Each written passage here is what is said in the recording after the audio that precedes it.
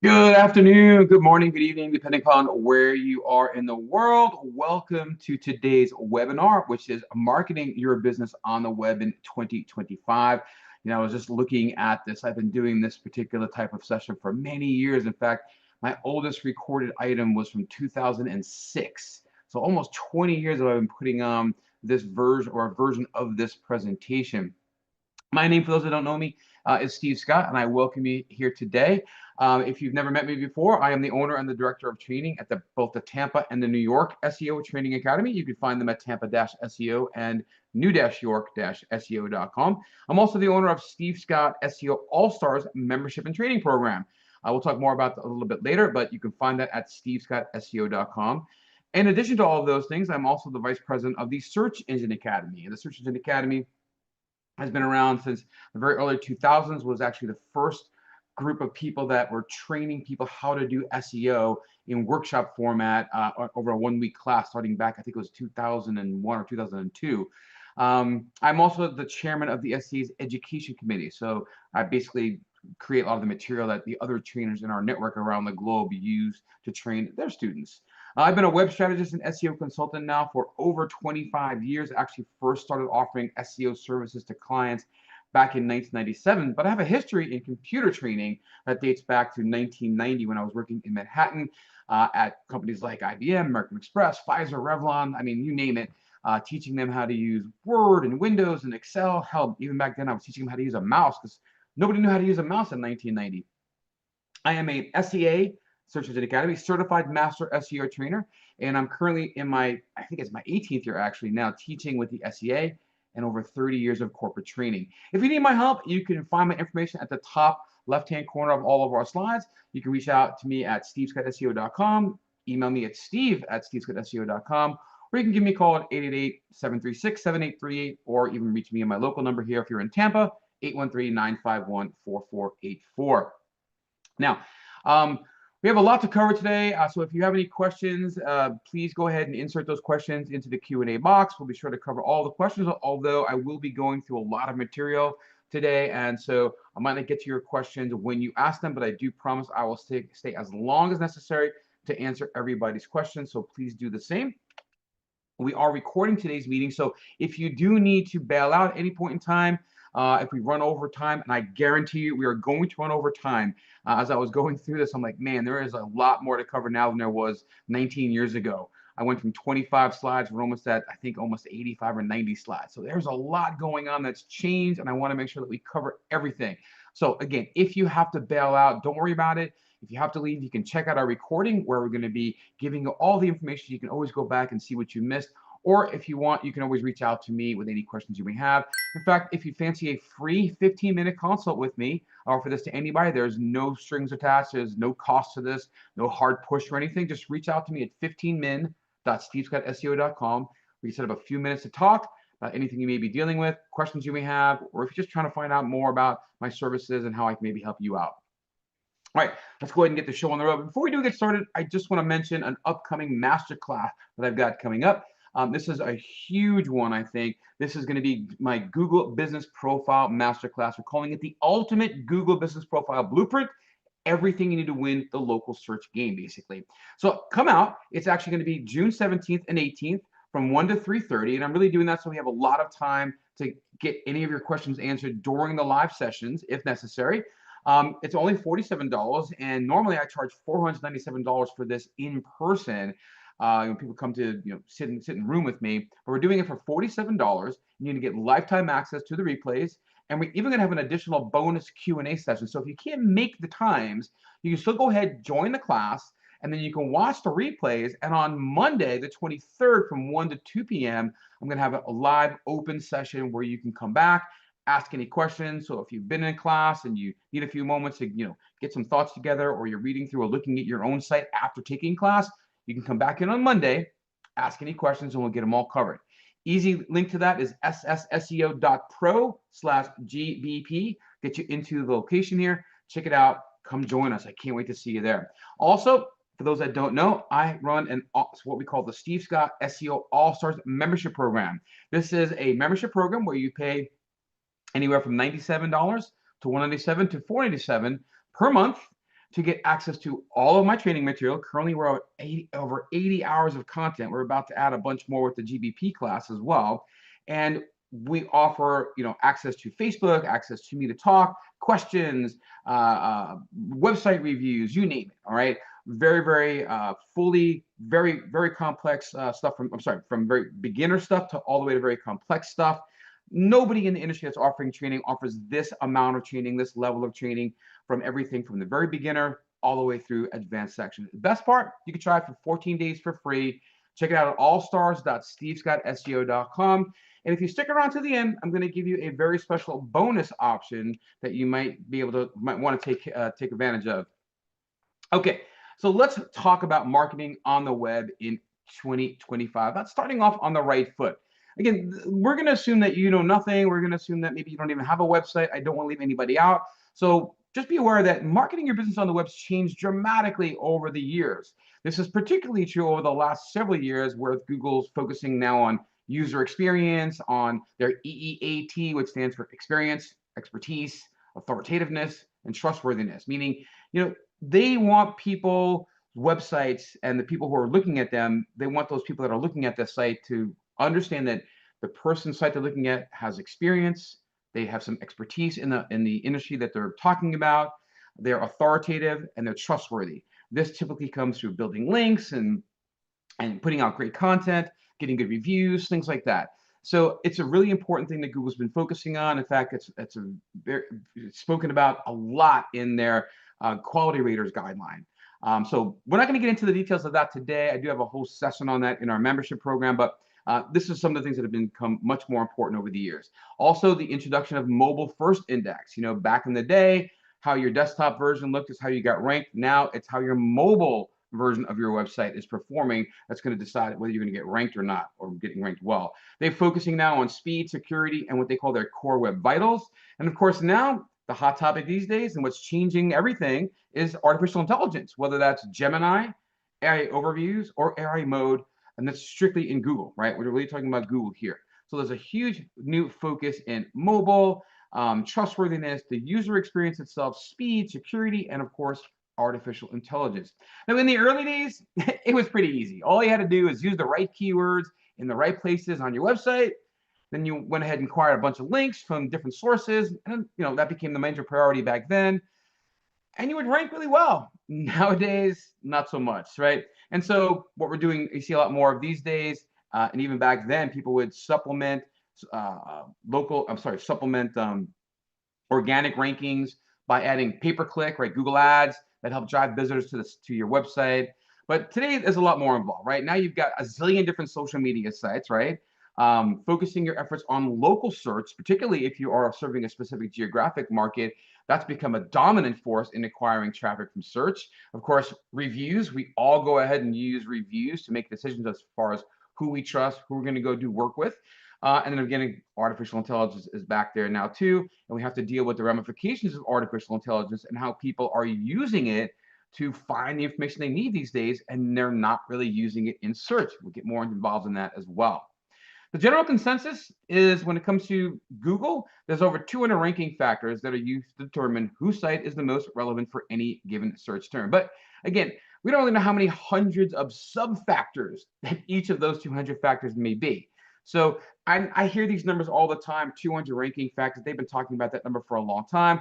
I think it was, I think Backlinko, I forget his name, did a report on what those 200 factors are. But again, each of those factors is more of a big picture thing, and there generally are a lot more sub-factors within each one that really go into who's going to rank first, second, and third. But what's really interesting that you might not know of, that Google makes about anywhere from 3,000 to 5,000 changes to its algorithm each year. Back in 2021, they actually reported making 4,367 changes to search. Just Google did that, right? I mean, that's 12 plus changes per day on average. That is a lot of changes. Now, that's not the core updates where those are the kind of the big ticket items. There are often these little tiny changes that are going on, are really kind of them to figure out what's working, what doesn't work, what makes things better, so on and so forth.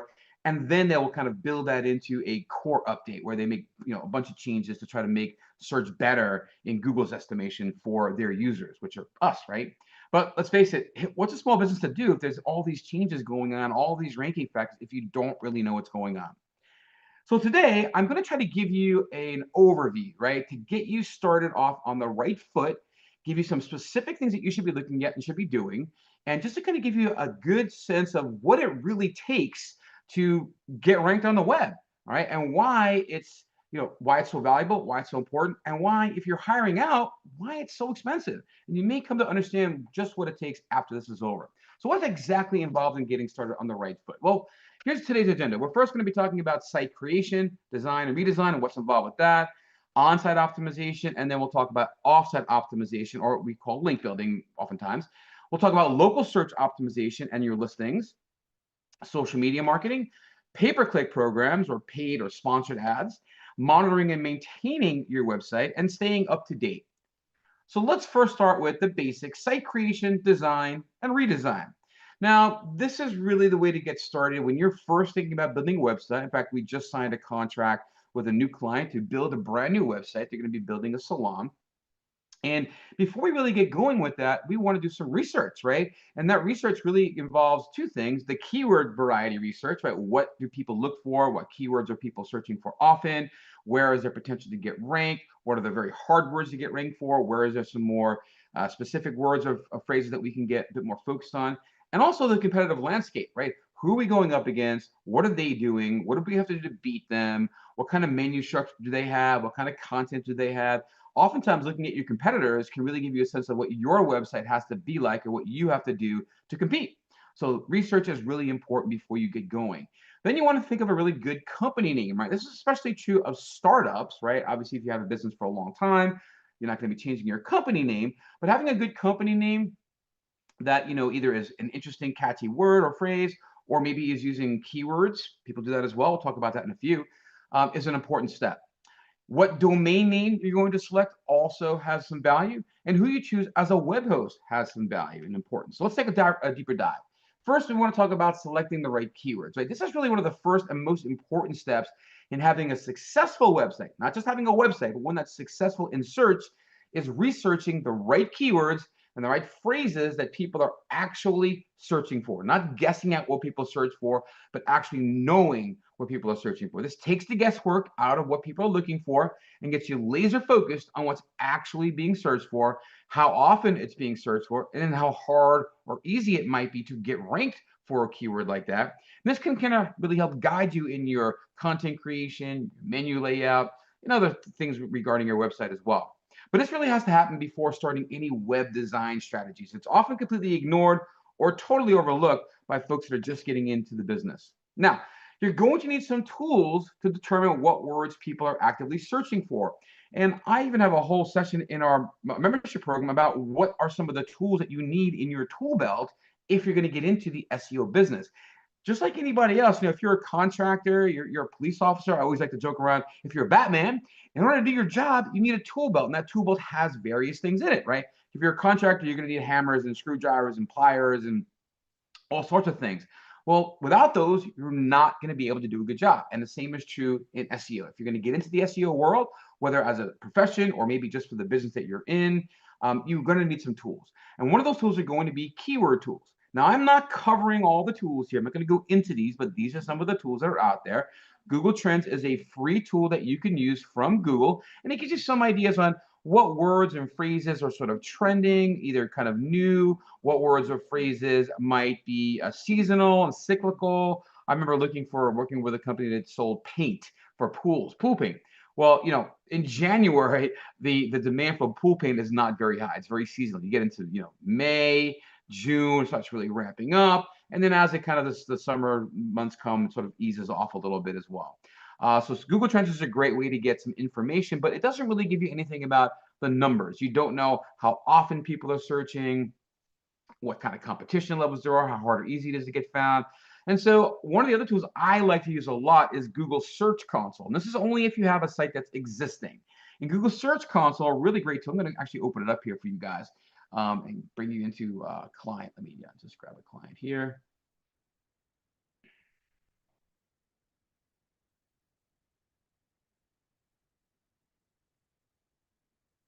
Here we go. There we go. So here's a client. And in Google Search Console, you can go ahead and you can see the words that they got clicked on right here. These are the different things that you can do. Look at the total clicks they got, impressions, average click-through rate, and the average position of that keyword. And you can begin to see what they got clicked on here, up to 1,000 at one time. But what I'd like to do is go to the impressions area and see what are people looking for, right? What are they searching for the most where had the potential to be found, whether I'm at number one or number like 101, right? So you see power washing services near me. They're on average in the 71st spot organically, but they have a click, and you might be wondering, well, how is that possible? Well, probably somebody local, somebody near them. But here's sidewalk cleaning, paver cleaning, pressure washing brick, paver sealing, concrete cleaning. So these, if I didn't even think about optimizing or I'm getting close, I can use this as a sort of keyword research tool. And I can find lots of different tools that are like that, and I can filter it as well. I'm not going to get into the details here, but we do have a whole class on Google Search Console in our membership program. Uber Suggest, another good tool from Neil Patel. This is a pretty reasonably priced one too. It can do lots of good keyword research. You can even get like a few, I think it's like 10 or 15 top keywords for free. Run it a couple times, great one there. Google's Keyword Planner is a tool by Google, but it's really geared towards their paid service. And if you don't have an active account and you're not like regularly spending money, you're going to get ranges of numbers, right? You're going to get like 1,000 to 10,000, 10,001 to 100,000, instead of getting an actual value for how often is that word searched for.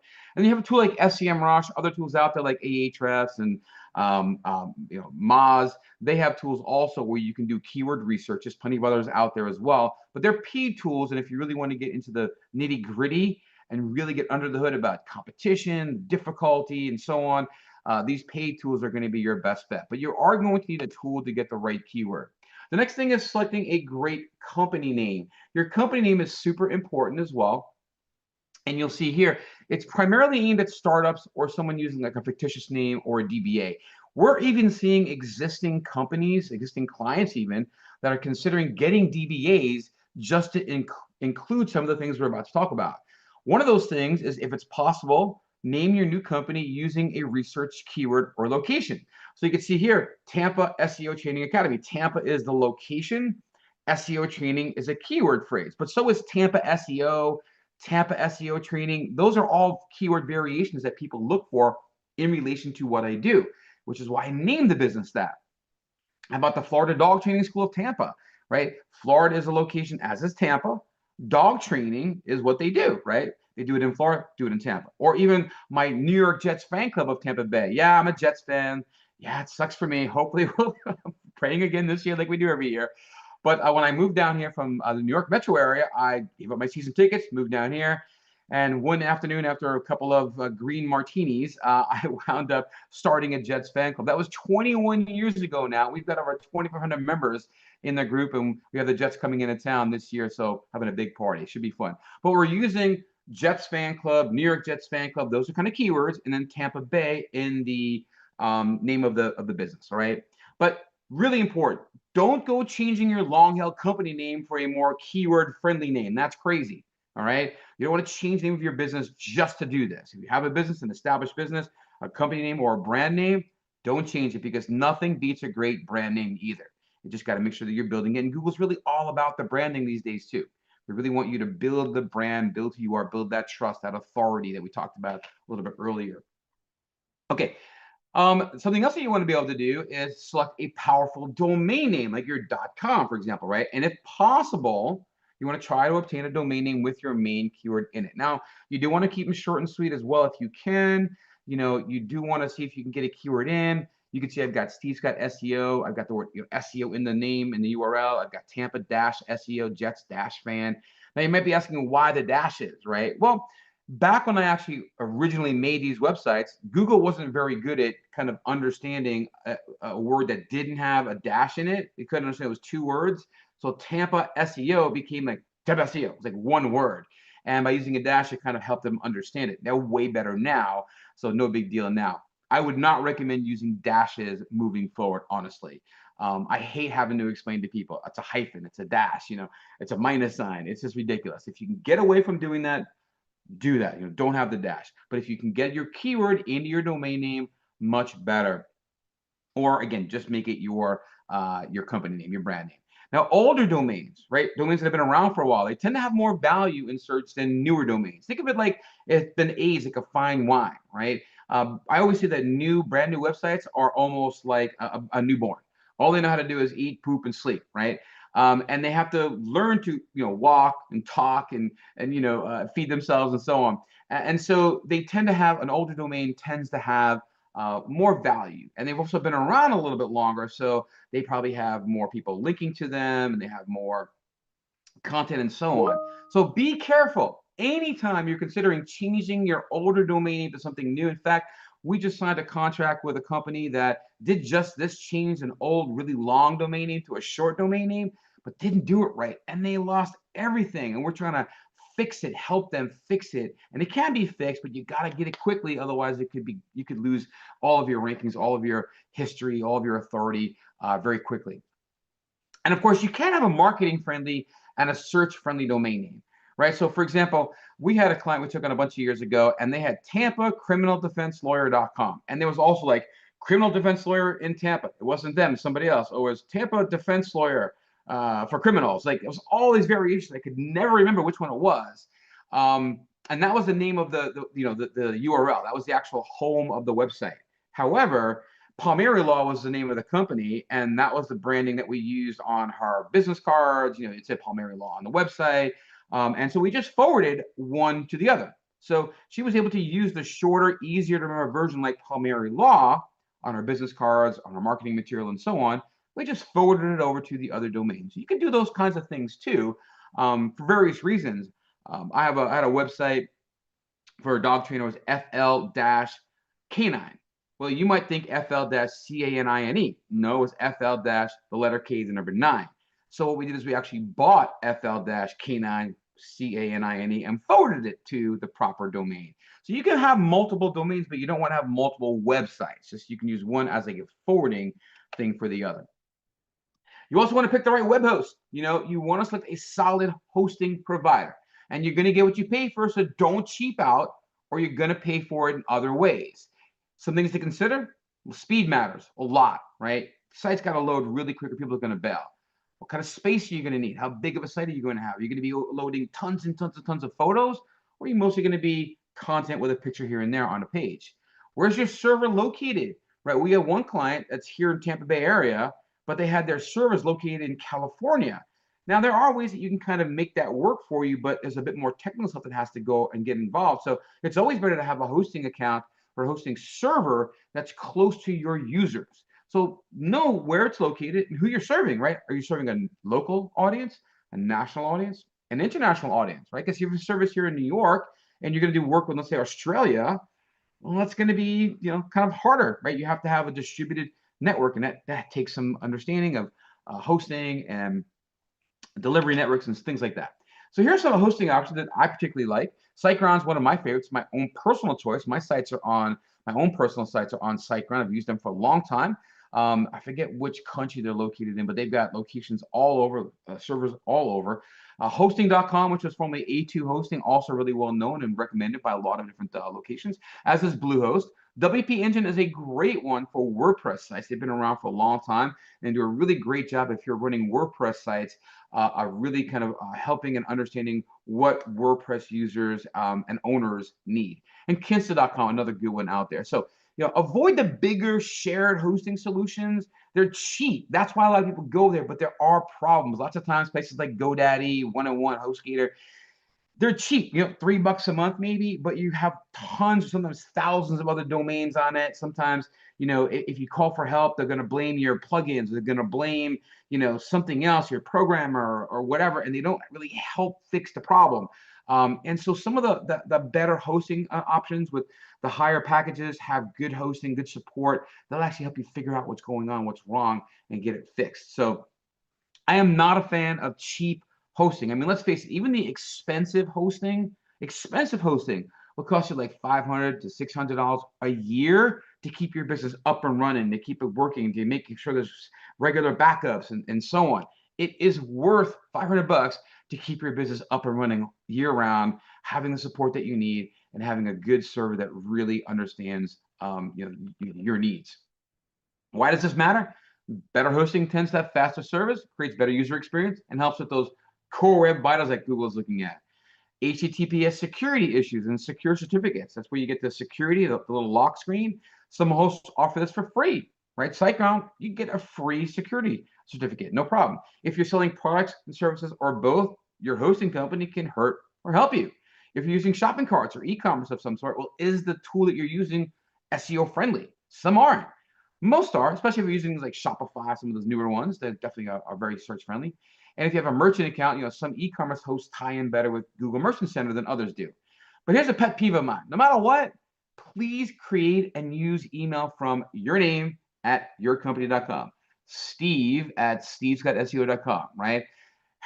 Some people will get away with a Gmail account, but if you try to send mass email, I had a client who had a Gmail account. They were using it for almost everything and sent out like 500 or 600 emails from their account, and Google shut them down.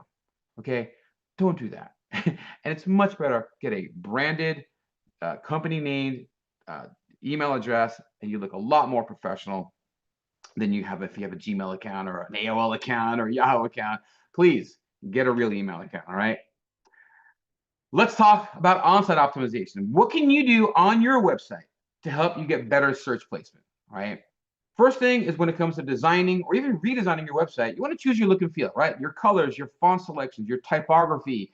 What are your buttons going to look like? What are your tables going to look like? And so on, right? You want to kind of really think about how this is going to look and feel. And you want to brand your website to look like any of your other marketing material if you already have some of that, some of the promotional material you may have out there. A lot of times it's the other way around, right? People build their website first when they're getting a business started, and they let their designer create a look and feel for them based on things they may like, and then they create the marketing material that's based on that look and feel as well. Doesn't matter what you do, but keep it consistent. Pay attention to your user interface. You want to make sure it's easy to navigate and to find your most important information quickly and easily. It should be clear and concise. Make sure it loads fast. That's super important. And you can use a tool like GTmetrix, or you can do a search for Google PageSpeed Insights, and they can give you some idea of how quick or slow your site is and where the bottleneck may be. If you do have a bottleneck in these tools, you're getting like a score that's not an A. You want to do everything you can to fix it, clean it up, make it better, because it's going to help you in the long run. And of course, having a text menu for spiders and mobile users as well, making it easier for them to find things and navigate through your website.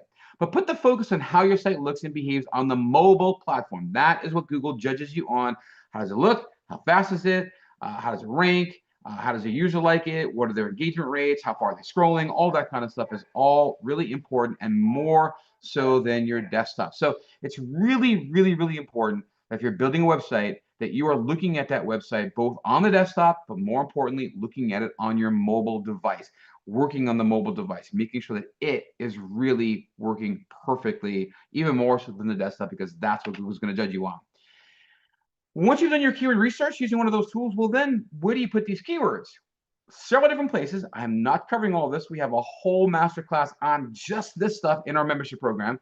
But there's places called the title tag. That's the blue clickable link that you see in the Google results. There's the meta description. That's the black text under those clickable links in a Google search result. The meta keyword tag, though, no, don't do it. Don't need it. It's deprecated years and years ago. Nobody, uses it. But if you're still using it and you abuse it, you can make things worse for you. I would just avoid using it unless you know what you're doing altogether. It has no value for you. Heading tags, H1 and H2. These are ways to help Google understand the structure of your website. Think about a newspaper or a magazine, right? Every single article in that newspaper or magazine has a heading, a single heading. That's the main heading. That's your H1. That's what that article is about. But within that article, there may be multiple subheadings. Those would be H2s. And if you have subheadings that are within the subheadings, maybe H3s and so on. Link text. These are the words that people click on. That could be your keyword phrase. Your body text, just the words on the page. It'd be helpful to have your keywords in there sometimes. Alt text on your images. Images can be described using alt text, alt tags. These alt text is actually designed for ADA compliance and are necessary for ADA compliance, and basically help describe what the image is about. So, for example, if you were trying to explain to somebody what an image was about over the phone, they couldn't see it, that would be like your alt text for that image.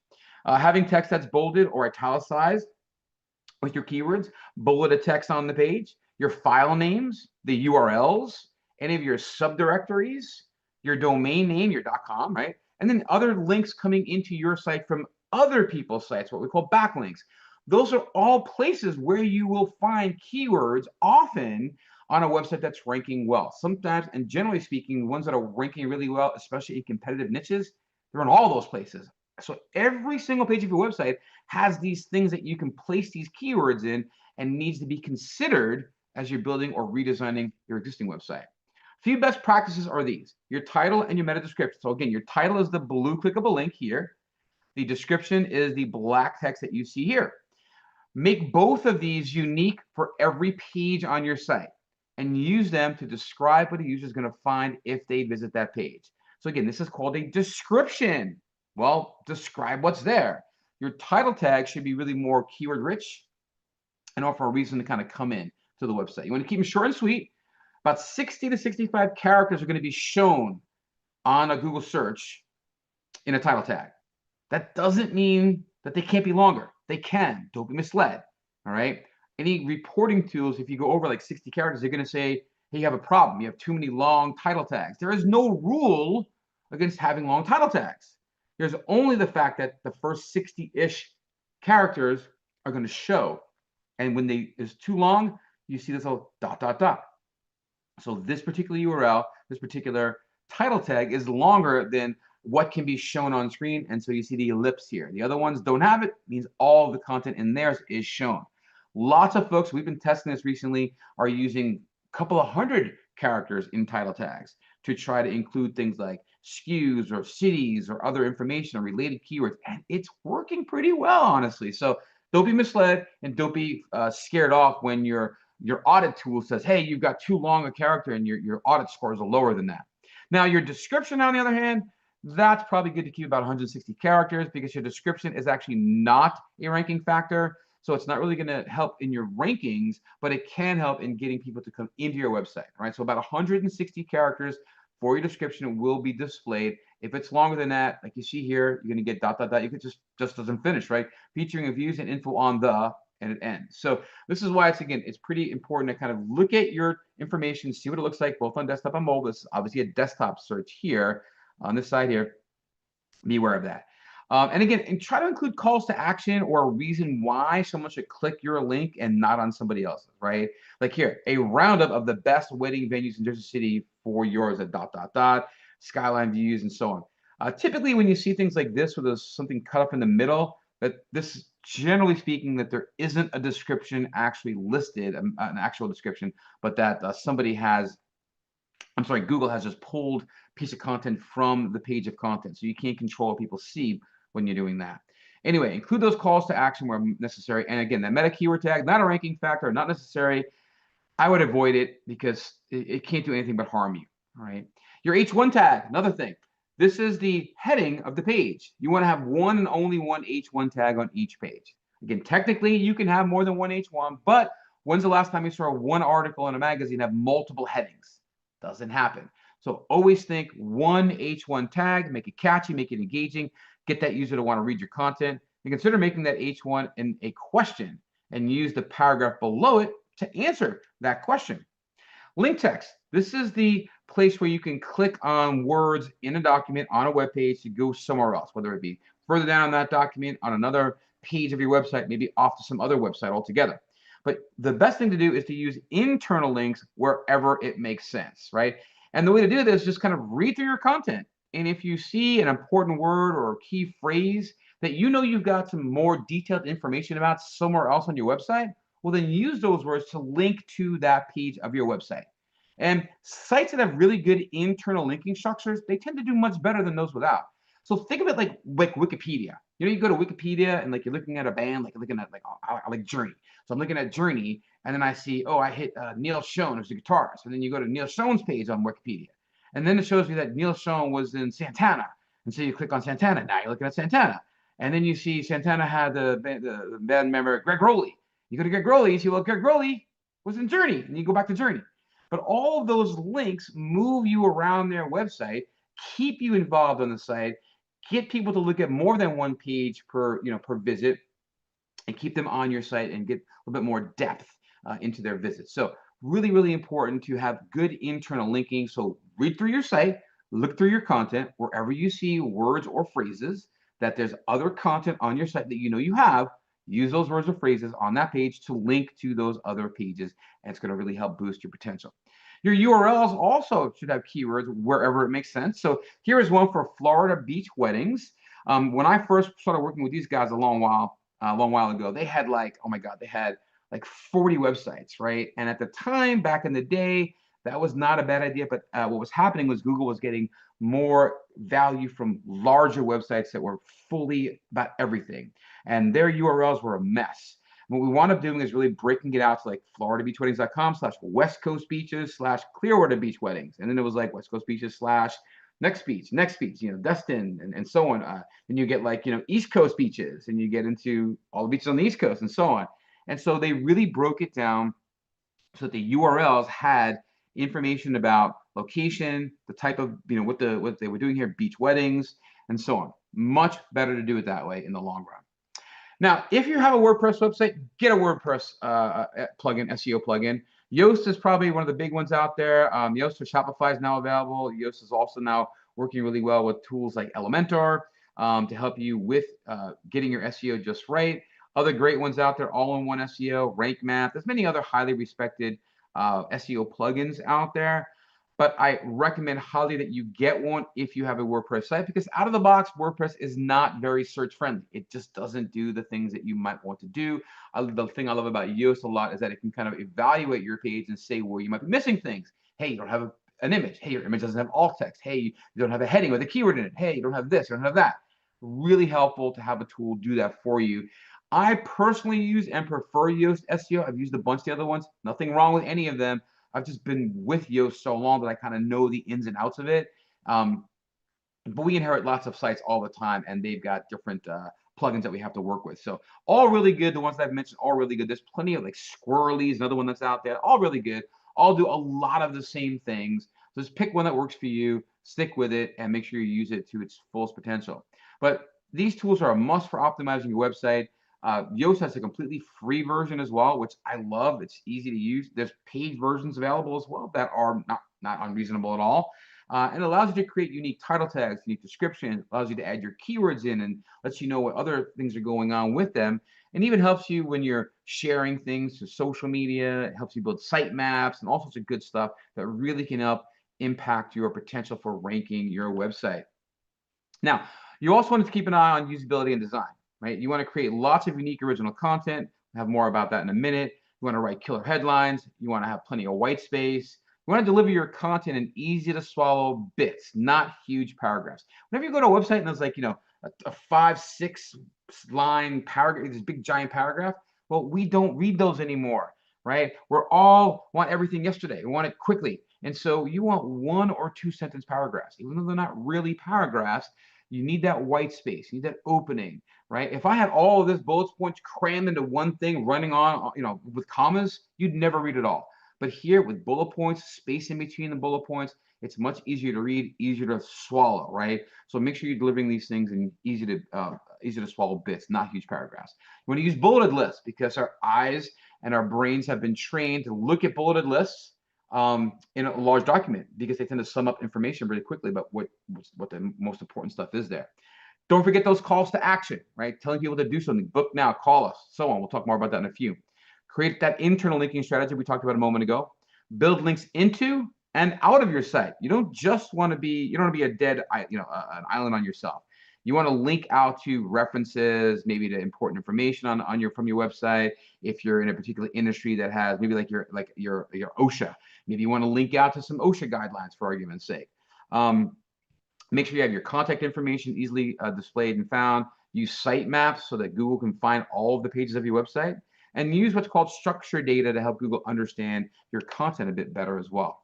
Now, I want to give you some more on content, as it truly is king these days, more so than ever. First thing is, when it comes to your content, start with your audience's needs, right? Identify their top questions, their problems, and their goals, and speak directly to them, not about you. So example is, instead of saying, we offer tax services, say, tired of stressing over tax season? We handle it for you, right? So you're kind of going at their pain point, the stress of tax, and you're kind of easing them by saying, hey, we'll get it for you, right? Rather than we just do this. That's a better way to do it. Write for humans first, SEO second. I always say, the content that you write is like a great steak. SEO and the keywords you add in, that's like your salt, right? You don't go to the restaurant for the salt, you go for the steak. So write a great piece of content. Your content is what people come to visit. It's what they come to read. It's what they come to find and learn and see and read. Your keyword phrases that are in that is just the flavoring. It's just the salt. All right. So make sure you sprinkle some of that salt on the content or throughout the content because you want it to be flavored. You don't want to overdo it, but no salt. It's bland. Too much salt, you kill it. Got to be nice and easy. So use clear, simple language, include keywords naturally. And again, if you're writing real content of real value with true depth and true, who, where, when, why, and how kind of ideas, you're going to have those keywords built automatically into your content. Structure pages with lots of headlines, lots of bullet points, lots of little short paragraphs. Ask yourself, would this make sense to someone scanning it in 5 seconds? And that's what happens, right? You've all done it. You're scrolling down and you're seeing, paragraph after paragraph. Maybe you're reading a headline. Maybe you're reading a couple words or phrases, in the first sentence or two, and you keep skipping over. You want to break it out enough so people are at least skimming pieces of it rather than big blocks of content where they're going to skip over the bigger block that's not, that's below that first sentence or two. You want to create focused service pages. So you want to have one page for each service that you offer. So if you do SEO consulting, SEO training, and SEO agency work, have one for each page, for each service that you do. Do the same thing for any service that you offer, right? Answer on that page what it is, who it's for, why it helps, how to get started with you, and bonuses for adding FAQs about that service, price ranges maybe, results, before and afters, and all that can help boost clarity. It includes strong calls to action, right? Every single page should tell a visitor to do something next. Book a free call, download our pricing guide, get a free quote, and so on. And place those call to actions at the top, in the middle, and at the end of each key page, right? Sometimes people haven't made a decision yet. You don't want to have them to scroll back up or scroll all the way down to get to that call to action. Make that call to action easy to find, make it stand out, right? And make it say something to get them to do something. Always going to be really important on those pages. Show proof, right? Use things like reviews, testimonials, case studies, certifications, stats, right? An example might be, since working with us, how to grow our online sales 43% in 3 months. People love that kind of stuff. Add photos or videos of real customers whenever possible, of course, with their approval. Use your About Us page to build trust. Share your story, your values, your mission. Add a photo of you maybe or video to humanize you or your brand. And end the page with a call to connect and not just a bio, right? Keep your blog helpful, not just promotional. Answer common questions in your blog, explain your process, share quick tips, but write for the beginners if you're in a complex field. So an example might be 5 things to ask before hiring a roofer. So if you're a roofer, having those 5 things that people can understand to ask you is super helpful. And what's the difference between a will and a trust, right? That's also kind of have an article about that if you're in that part of the business. Make your site easy to navigate, clear menus, logical categories, cut down on clutter. Nobody wants to feel lost. We don't have too much stuff. And as a rule of thumb, you want 3 clicks or fewer to reach any key page. So that may be, a lot of us have our home page, and that's sort of like our table of contents, right? We kind of guide people to the other pages of our website within the home page. And of course, you have your menu at the top to help them break down and find what they're looking for. Again, keep it short and sweet and make it easy for people to find and understand what they're going after. Focus on speed, mobile, and clarity, right? Your content's useless if your site is slow or broken on phones. People are going to bail and they're never going to see it. Test it often on mobile devices first, then on desktop. And of course, try to capture leads. Offer something valuable in exchange for an email and a phone number and or, their name itself. A free guide of some sort, a checklist, a webinar, a discount code. And of course, there are pop-ups or exit intent forms or sticky bars. Use them without being annoying, right? Sticky bars might be at the top that say, fill out this to get into our newsletter. They just stay there. Or as people go to exit, a pop-up might show up and say, hey, before you go, do this, or would you do that, or so on. These are the kind of things that we're doing. We're not trying to be annoying. We don't want them popping up every 5 seconds, but maybe on the first time out, pop those things up, trying to get those leads. That's why you're there. Now, the big thing that's changed these days is answer engine optimization, right? With the advent of things like ChatGPT, answer engine optimization is basically the process of optimizing your content on your website so that those AI-powered tools and engines like Google's AI overviews, Bing's Copilot, and or ChatGPT can pull your content and use it to answer users' questions directly.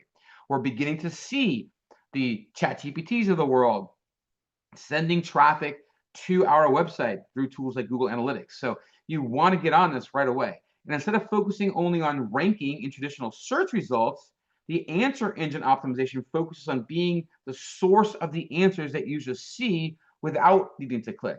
I'm sure you all tried ChatGPT or Google's Gemini or one of the other ones out there, and you're talking to it almost like a friend sometimes. You're asking questions, you're interacting with it, it's responding, it's even asking you if you want more information or if you want checklists. I mean, don't get me wrong, it's freaking amazing, right? It's mind-boggling to some extent, a little scary also to some, right?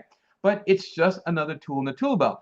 But what you want to do is you want to make sure that your content can be found or get seen in those answers if someone's looking for, where can I find a great roofer in my area? And you want your stuff to show up there. So instead of focusing only on ranking, which is traditional in search results, now we're focusing on being the source of those answers. So why does it matter? Well, more people are getting answers directly from AI tools every day. It's building. We're getting more familiar with it. We're getting more comfortable with it. We're using it more and more often. There's fewer clicks going to websites, and I'm seeing this across the board. More and more folks are getting information from answer engines, ChatGPTs, Gemini, and so on down the line. And fewer people are going directly to websites. And we're seeing this in the analytics. We're seeing people are coming, some clients are like, why aren't we getting as many clicks as we used to get? Like, oh, there's different ways people are getting answers now. But brands that show up in these answers will build trust and visibility even without getting the visit, right? Their name gets seen. They get some potential to get a visit as well. People can still click on those links, but here's some key AEO strategies. One, write content that directly answers questions. That's always going to be a big thing. So look for your questions on screen, try to find them. Use clear formatting, short answers, bullet points, headings, all have value. Adding FAQs, summaries, definitions to your pieces of content all have value. Show firsthand experience and real expertise. Use that schema markup we mentioned earlier to help search engines read your content. I'm not going to get into schema markup. That is a whole other class. We do have some information on it in our membership program, but it's basically a language that Google and some of the other engines have created that help them understand better your content. And it is really getting more and more important and can really have a big impact on AEO. So definitely look up and learn more about schema markup, or structured data as it's sometimes called. But think of it this way. If a potential customer asks an AI tool about your service, would your site content be what gets shown, or someone else is going to get shown? If not, doing AEO is how you fix that. So what are those tips? Answer questions clearly, right? Start pages with direct answers, like use headings like what is or how does, and then add short summaries or the TLDR section. For those that don't know, too long, didn't read. That happens a lot. People go, oh my God, it's too long, I'm not going to read it. So having short summaries before all the depth and the length of a content is really helpful these days. Use simple structured content, short paragraphs, bullet points, numbered lists, FAQs on every key page. Don't just have one FAQ page anymore. Have FAQs about each topic, each service, each product on each of your key pages. Show your brand name in the answers to those questions, right? Mention your business in the response that you're putting in the text, because that may show up in the answer engine and people can see your brand name in there, right? Add personal insights, client examples, and other results. But own your niche. Create content around specific questions that your audience asks, and then cover related topics deeply so AI sees you as a trusted source. So it's a lot of content, a lot of effort goes into this, folks. There's that schema markup again. And you definitely want to use structured data for your FAQs, for your reviews, for your how-tos, for any videos you might be placing on there, for your local, for your business. They're all specialized markups, structured data that can help AI and Google read your content, understand what it's about better. And of course, it'll help you capture leads even without clicks, because by offering checklists, guides, tools in exchange for emails, you can use call to actions like get the full breakdown in your inbox. But get those leads into your site wherever possible. That's a lot. We ain't done yet, though. Like I said, we're going to go along. I know it. Sorry. Can't stick around. I get it. No problem. Come on back. Check out the copy after. But we're going to move on now. Offsite optimization. This is all about getting the word out, right? Link building is a key component to ranking well in the search engines. I always say link building is like getting a lot of people to refer you to their friends and family, right? A lot of folks, when you get a referral, someone calls you because a friend of theirs gave them your name, right? Usually you're pretty close to a done deal. You're a lot closer to a done deal than if it was a cold call or someone just found you online somewhere. And so if you have a lot of people mentioning you to lots of their friends and family, for argument's sake, that's going to be really good business for you. Well, links are like referrals are in the real world, right? Depending on how well you trust the person that gave you the referral, the more likely you are to call that person that they referred you to. If it's some stranger that's giving you the name of somebody to call, unlikely you're going to call them unless you have some other kind of association with that person they gave you. But quality links are what you're looking for. And quality links build your link popularity and your link reputation. They can also help drive traffic to your site, just like a quality referral can drive phone calls or walk-ins to your business. Quality links pay for themselves in a reputation, and it's the quality links that help build that authority and trustworthiness that EEAT that we talked about earlier is so valuable and so important. When you're building links, you want to consider what's called topic drift in your links. Topic drift are different ways people kind of say the same thing. So if you have maybe you got a puppy and you're having some problems, right? You might be looking for a dog trainer. You might go to Google looking for dog training near me. You might look for dog obedience. You might look for behavior modification. You might look for puppy kindergarten. In essence, it's all the same thing, right? It means I've got a dog, I'm having a problem, I need some help. And these are different ways people look for it. So we tend to call this topic drift. It's the same thing, but just slightly different ways of saying it. When you're writing your content, you want to allow for topic drift in your content as well as in your links. So as you're acquiring links or getting links, whether it be internal or external, use variations of the phrases that you're getting linked from. And you want to go after high quality links from authoritative sites. These are sites that are already kind of doing well. So here, for example, I'm in the wedding industry, right? You have a place like The Knot. The Knot has what's called a domain authority of 89. We'll talk more about domain authority in a moment. Wedding Wire is also well known, but they have a domain authority of 74. Wedding-Spot has a domain authority of 55. And New Jersey Bride has a domain authority of 46. Well, out of these things, the higher domain authority typically means more authoritative, more potential for that site to rank over its competitors, depending on how high that ranking is. Let's talk a bit more about that. What is domain authority, right? Well, domain authority is created by Moz, right? Moz defines domain authority as a search engine ranking score that predicts how likely a website is to rank in search engine results pages. That score goes from 1 to 100, and a higher score means a greater ranking potential. Their domain authority is based on dozens of factors, but primarily it's the number of linking domains to your websites, the number of backlinks in total to your site, and the quality and relevance of those people linking to you. So again, think about the number of people that refer to you, that mention you in a referral, the quality of those people that are linking to you and who they're talking to, and so on. But it's a relative metric, right? It's not the same across the board. So the DA is best used to compare sites of the same type, not as an absolute measurement. So if your site has a domain authority of 40 and your competitor in your area or in your business has a domain authority of 60, well, they're more likely to be able to rank or going to rank higher than you because they more than likely have more links, more authority, more relevance than you do. Domain authority is updated regularly by Moz using their machine learning that helps them recalculate as new data is acquired. But here is the most important thing to understand. Domain authority data has got absolutely nothing to do with Google.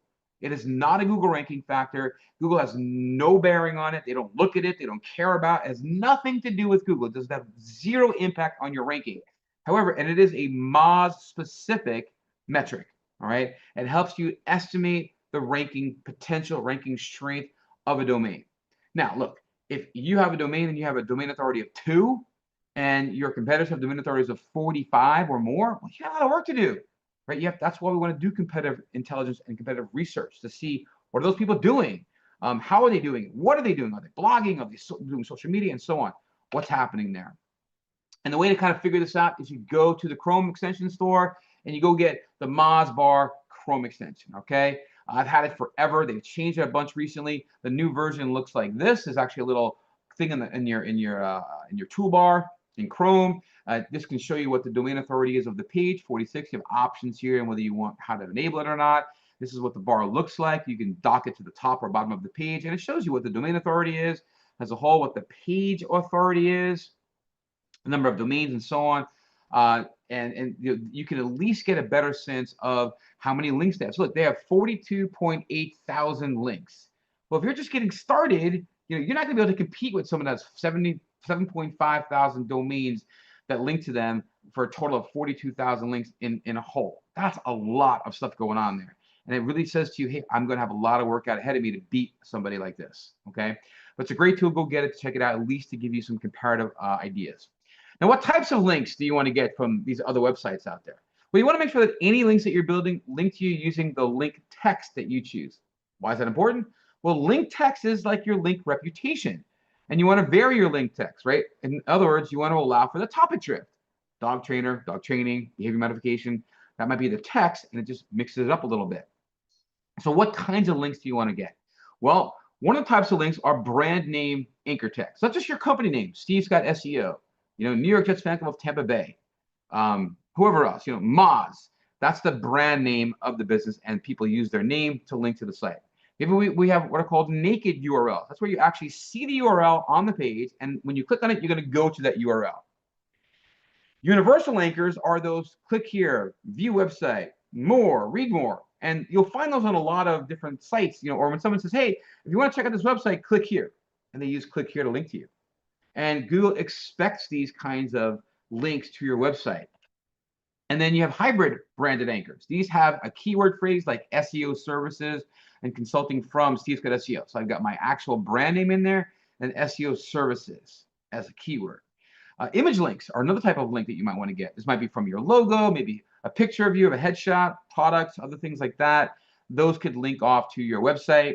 And you have your exact keyword phrases. This is like, hey, I want to get found for SEO consulting. So if someone can link to me using the keyword SEO consulting, that would be an exact keyword phrase. We often call them money words, right? It's the words that kind of you want to get found for because that's what people are looking for. And if they look for you and they find you, it may mean money in your pocket. So we call them a money word.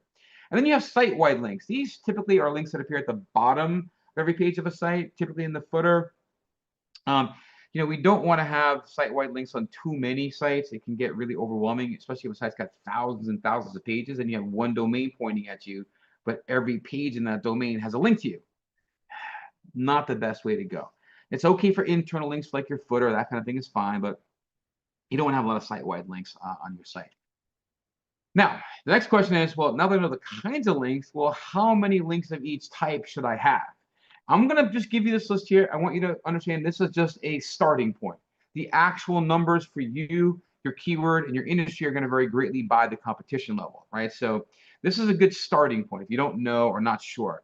About a third of the links that you're getting to your website from other sites pointing at you should be brand name, naked URLs, hybrids, or some variation of that, right? A variation might be, somebody uses the ink in your brand name, somebody doesn't. Somebody uses your initials or something, or a shortened version of your name.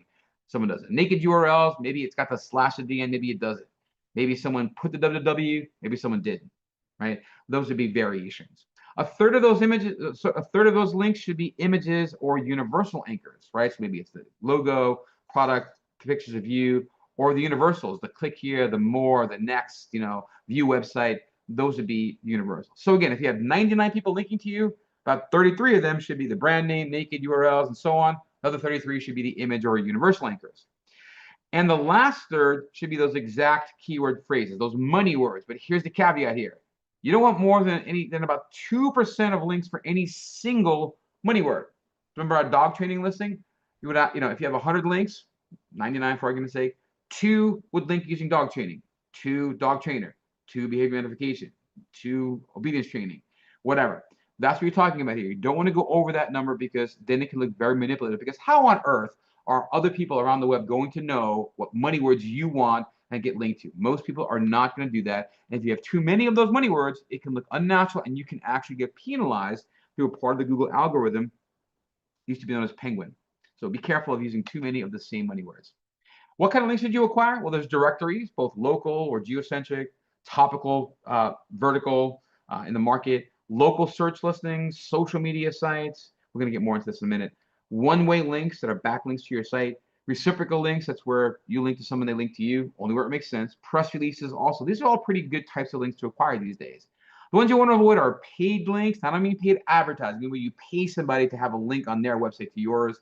Links from problem sites. These are sometimes called bad neighborhoods. If you're using tools like SEMrush or Ahrefs, they may call them toxic links or toxic domains.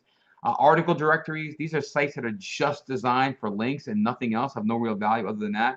Or run of site links. This is where, like, again, the link is on every single page of the site. Remember, when you're really out there acquiring links, you want to use your company name, your URL, your logo, or generic words like click here, view site more often than the money words to make it look natural. Because, like I said, if someone actually used your business, like what they did, maybe they have a blog and they're writing about you, they're going to link to you by using their company name, URL, maybe the person they dealt with, or they're going to say click here. They're not going to know what money words you want to get ranked for and use that as the link. So it looks unnatural if you're using money words more often than the other stuff. So be aware. What are tools out there that you can kind of use for links, understand links? Well, Google Search Console can help you see who's linking to you. Bing Webmaster Tools can as well, as can the Mozbar. Paid tools out there are Majestic, which is my absolute favorite. I use it all the time. SEMrush is out there as well. Ahrefs also is very good. In fact, SEMrush can import information from Majestic to even make it even more impressive and better. Ubersuggest, Moz Link Explorer, these are all tools out there you have to pay for, but they can really help you, with everything. And that SEMrush, Ahrefs, and even Ubersuggest, they are all like all-in-one type tools, right? Where you get audits and keyword research and rank tracking and social media stuff and tons of other things as well, all in one big tool. It's kind of like buying a tool belt as a contractor and having everything in the tool belt that you need to get started. That's what I like about these all-in-ones. They're expensive, but they're probably cheaper than buying each individual tool one by one, right? But they're out there. Now, what about optimizing your site for a local area? Hugely important. Who needs local SEO? Well, local SEO is extremely important for any business that serves a particular locale. It's 100% necessary if you have a physical storefront or you go to customers or clients' locations to provide your products and services.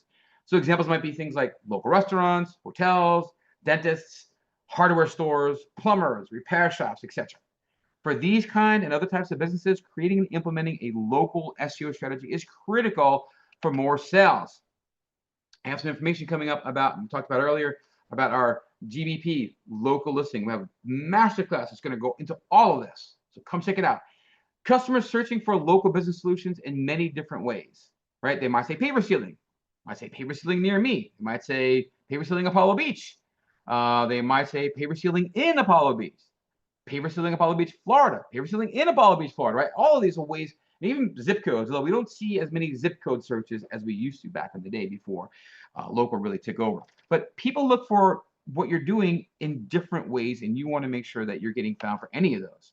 So in order to help increase your site's visibility in the local metropolitan or regional market, you can add specific geographic information to your website's content and its various elements, right? With the intention to increase business at a brick and mortar location or for a locally offered service like a plumber, garage door opener, repair, things to that nature, right? So here's a little bit of the anatomy of a search result. We've got three things that we see a lot locally. First thing at the top of the page are, you see this little Google verified, you can see Google guaranteed. These are called local service ads. It is sometimes called an LSA. People sometimes call them Google guaranteed. These are a form of paid ads from Google Ads, but you pay per lead in the form of a call or a message as opposed to per click, okay? So they're more expensive, but you see the only options are message or get phone number. So they'll call you or leave you a text message. And notice where they show up, at the top of the screen, above anything else they show. Super important if you're doing that.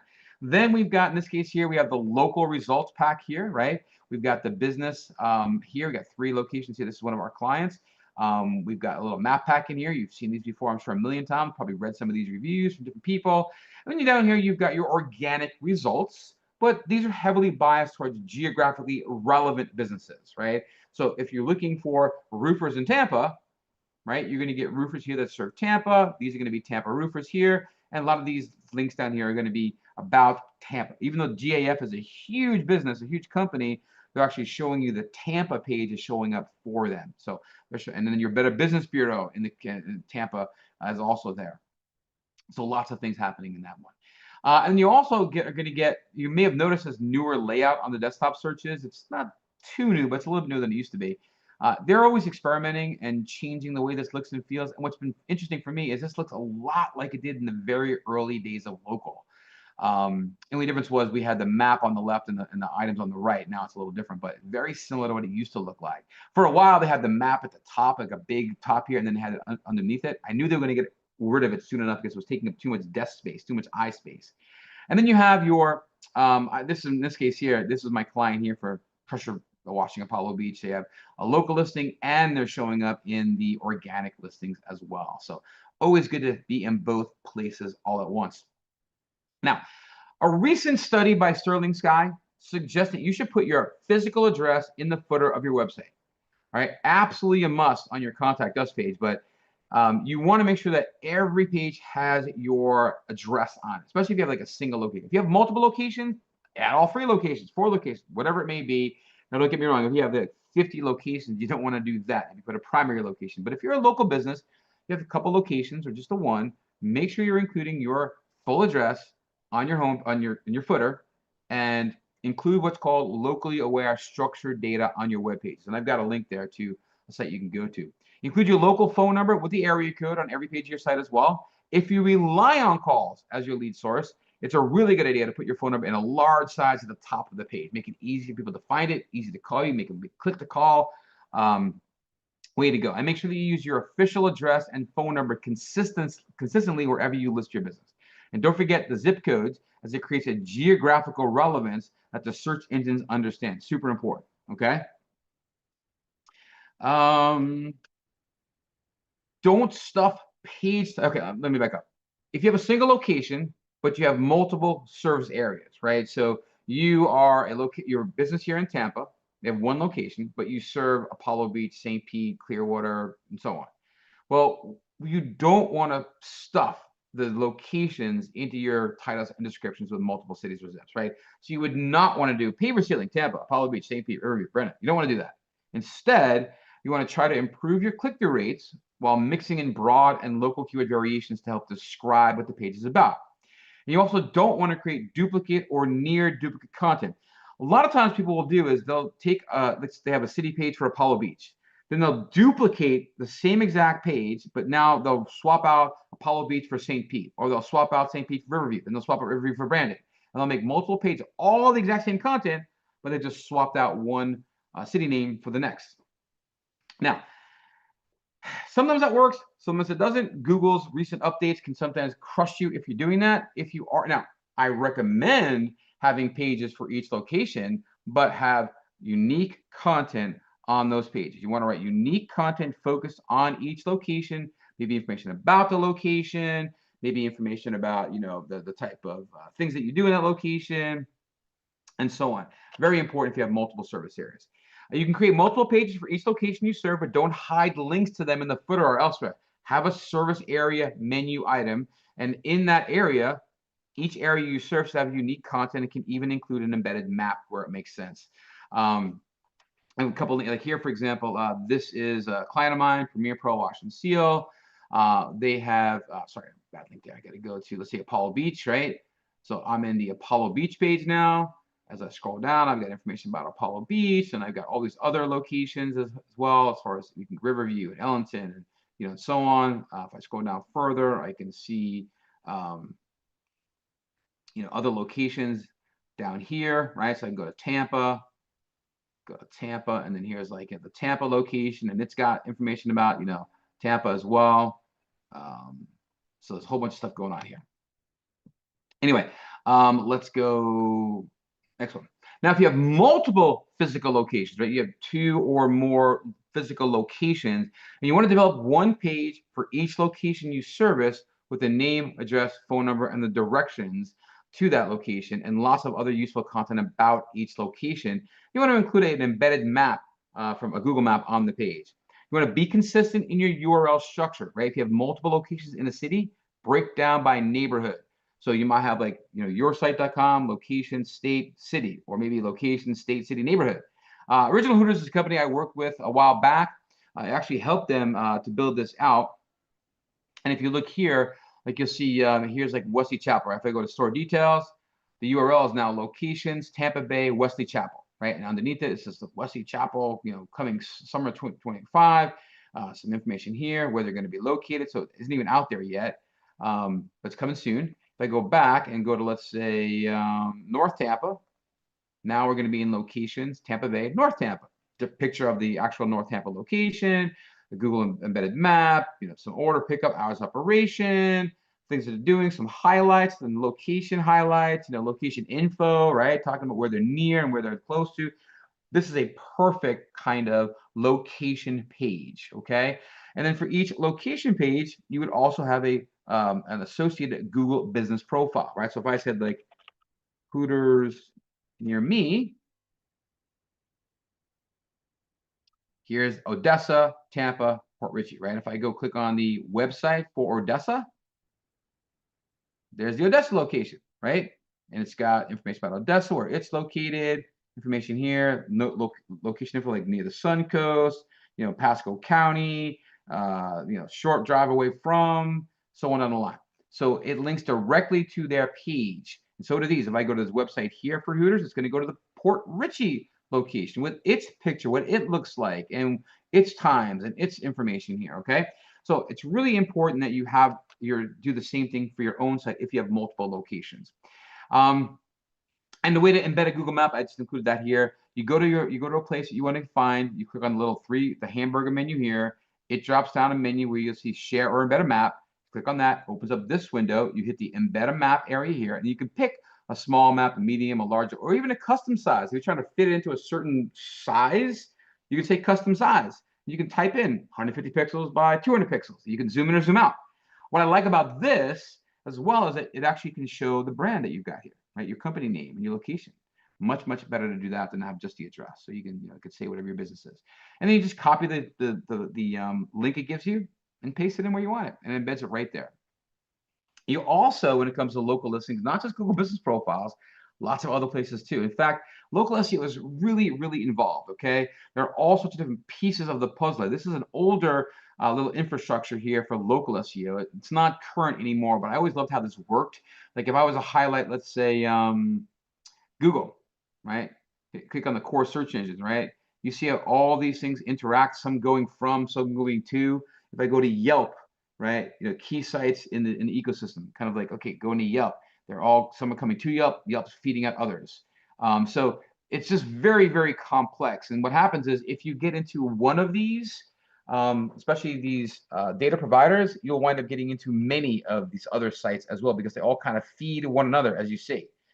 So I always like looking at this. It's kind of a cool look, but there's lots of places to get your business listed, right? You have what are called data aggregators, not aggravators, or data providers, search engine local listings, internet yellow pages, review sites, niche directories, locally focused directories, and so on. Some of these are combinations of more than one of them, and there's a great list here to review that is the top citation sources of the top 50.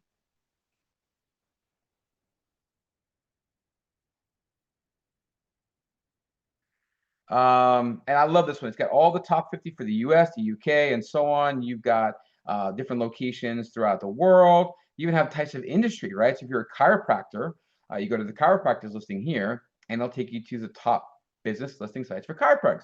And again, they sort it by domain authority. And so you can go ahead and try to get some of your locations. These are going to be across the world. If you're only US based, you'd probably only go to the US ones.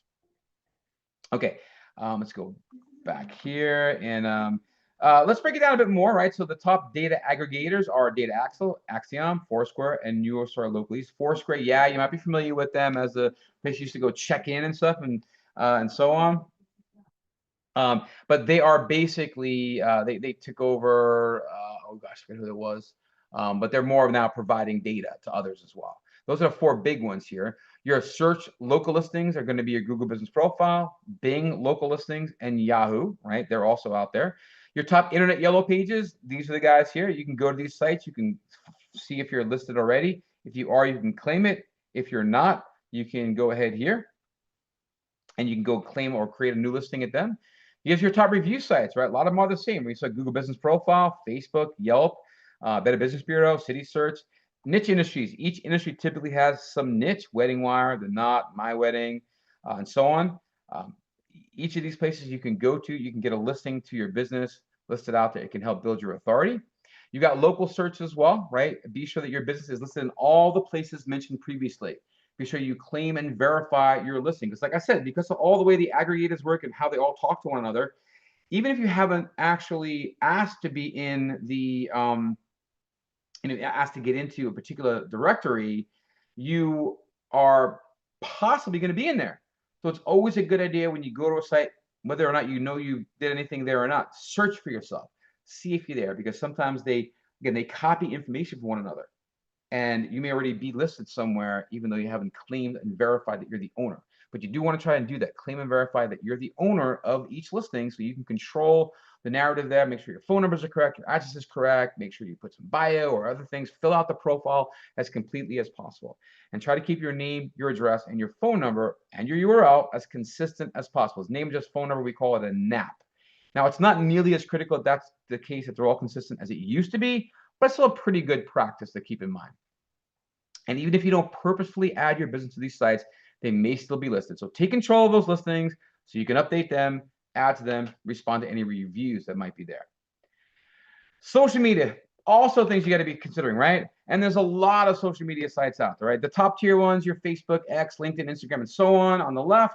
On the right, there's a few others still kicking around. Maybe you remember PhotoBucket, Flickr, Dig, Blogger, and yes, MySpace is still around. If you had a MySpace account back in the day, it's probably still up there. You can't do a whole lot with it. Nobody goes there anymore, but it's just kind of fun for nostalgia's sake. Now, social media is huge. There's no getting around it. Facebook has 1 trillion page views per month, 1 out of every 5 of all page views, basically. 3.404 billion monthly active users worldwide, 31 minutes spent per day by each user. That's a lot of time. 19.7 hours of monthly usage per user on mobile devices. So that's a lot of time spent on Facebook. X, over 1.3 billion registered accounts, 300 million daily active users. Only about 34 million users tweet more than once a day. 1.5 million accounts added every day, and about 500 million tweets per day. That's 5,800 tweets per second. It's a lot of tweeting going on out there. Do they still call it tweeting? I don't even remember. Is it still tweeting now that it's X? I don't know. Of course, Instagram has really become huge over the last few years. Over 2.4 billion monthly active users. Over 500 million users open Instagram daily. 500 million people use stories daily, which is the top feature for engagement. So you should be using stories for your own business. And Instagram Reels generate over 200 billion plays per day. And Reels now dominate user attention, especially if you're under the age of 35. Whereas 70% of shoppers look to Instagram for their next purchase, the average user spends 33 minutes per day on the app. So if you're an Instagram and Facebook user, you got an hour tied into Instagram and Facebook, basically, a day. It's a lot of potential to get found, right? TikTok, the other big one, right? That's boomed. Over 1.8 billion monthly active users. US has over 150 million active users. Users spend an average of 55 minutes per day on TikTok. That's crazy, higher than Instagram, YouTube Shorts, or Facebook. And sessions are highly engaging and addictive in some instances, right? There's over 1 billion videos watched daily on TikTok. And what's interesting is 62% of users make purchases after seeing a product on TikTok. I'll be honest with you, I didn't know that until I did some more of the research the last few days. So that's, again, makes me go, we got to get more. And it's especially strong among Gen Z and millennials. So if that is your target market, you need to be on TikTok, because also 41% of users say TikTok is their main search engine now. So my goodness, TikTok has just blossomed and bloomed over the last several years, and it's really having an impact, all right? YouTube also, no joke, man. YouTube's got 2.7 to about 2.8 billion monthly active users, which is the world's largest active user base. It is the second most visited website globally, right after Google, and has 1 billion hours watched daily, or roughly 5 billion videos viewed daily. SEMrush reports 42.8 billion visits in April 2023, which is about 23 minutes per session, 8.4 pages per visit. But video streaming makes up 65% of internet traffic, and YouTube dominates that segment of the industry. And I love this stat. It's funny. Over 500 hours of video are uploaded per minute.